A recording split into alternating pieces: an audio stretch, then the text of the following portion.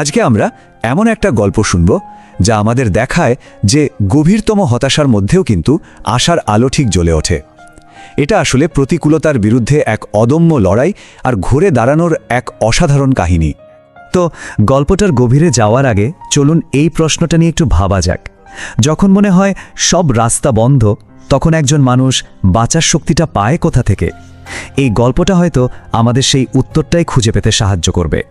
আমাদের গল্পটা শুরু হচ্ছে একটা ছোট্ট গ্রামের এক গরিব জেলেকে নিয়ে। নদীতে জাল ফেলে যা পেতেন তাতেই কোনো মতে তার সংসার চলত, কিন্তু তার মনের গভীরে একটা স্বপ্ন ছিল যেটা ধীরে ধীরে তার জীবনের সবচেয়ে বড় হতাশায় পরিণত হতে শুরু করে। আর এখানেই ছিল গল্পের আসল সমস্যাটা। জেলের দৃঢ় বিশ্বাস ছিল যে একমাত্র একটা ছেলে সন্তানই তার জীবনের মোড় ঘুরিয়ে দিতে পারে, কিন্তু বাস্তবে তার তিনটে মেয়ে হলো। এই না পাওয়াটা তাকে ভেতর থেকে একদম ভেঙে দিয়েছিল। লোকটার জীবনটা ছিল খুবই সাধারণ।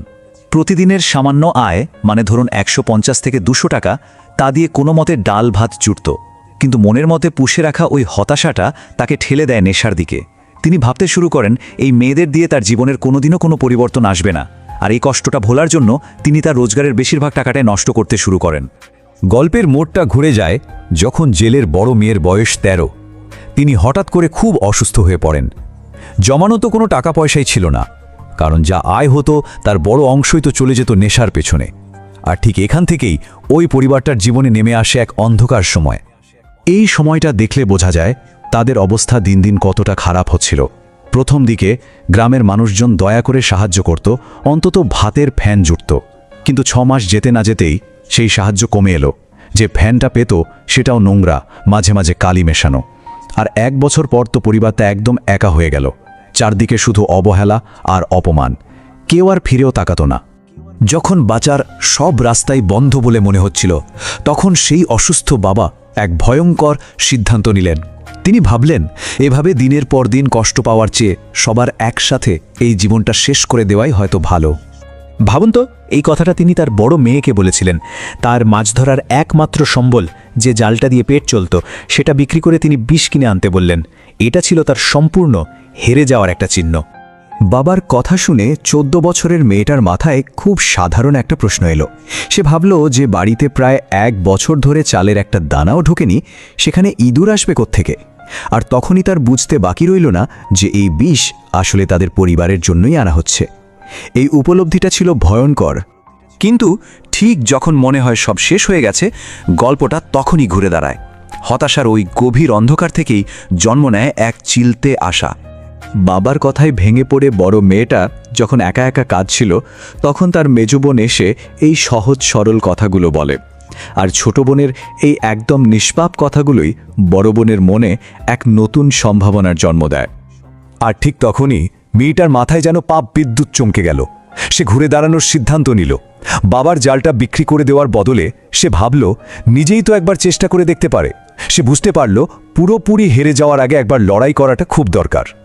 সে বাবাকে গিয়ে বলল যে জালটা সারিয়ে নিলে হয়তো একটু বেশি দামে বিক্রি করা যাবে। কিন্তু আড়ালে সে অন্য পরিকল্পনা করছিল। 1 বছর ধরে ঠিকমতো না খেতে পেয়ে শরীর একদম দুর্বল, কিন্তু সেই শরীর নিয়েই সে লুকিয়ে লুকিয়ে জাল ফেলার চেষ্টা করতে লাগলো। বারবার পারছিল না, কিন্তু সে হার মানেনি। অবশেষে 2 বোন মিলে ঠিক করল খুব ভোরে সবাই ঘুম থেকে ওঠার আগেই তারা নদীতে যাবে। আর ওই একটা সাহসী পদক্ষেপ শুধু সেদিনের খাবারই জোগাড় করল না, পুরো পরিবারটার ভাগ্যটাই যেন বদলে দিল। সেদিন 2 বোন মিলে প্রায় 200 টাকার মাছ ধরেছিল। এই সামান্য টাকাটাই ছিল তাদের নতুন করে শুরু করার প্রথম পুঁজি। সেই টাকা দিয়ে তারা চাল, ডাল আর তেল কিনে বাড়ি ফিরল। এই দৃশ্যটা ভাবা যায়। দীর্ঘ 1 বছর পর তাদের বাড়িতে আবার রান্না হলো। ভাতের গন্ধ ছড়িয়ে পড়ল। বাবা সেদিন খাওয়ার চেয়ে বেশি কেঁদেছিলেন।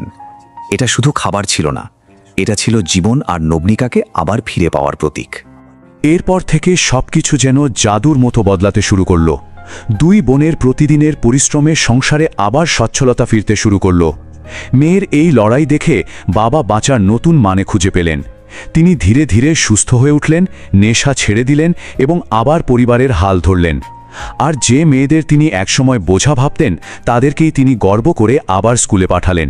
তো এই পুরো গল্পটা থেকে আমরা কি শিখলাম? বাবা তার পরিস্থিতি দেখে পরাজয় মেনে নিয়েছিলেন, কিন্তু তার মেয়ে, সে কিন্তু পরিস্থিতি দেখে হার মানেনি। সে চেষ্টা করেছে, লড়াই করেছে আর একটা নতুন রাস্তা তৈরি করেছে। আসল পরাজয় আসলে পরিস্থিতিতে নেই, পরাজয় আছে সেটাকে মেনে নেওয়ার মধ্যে।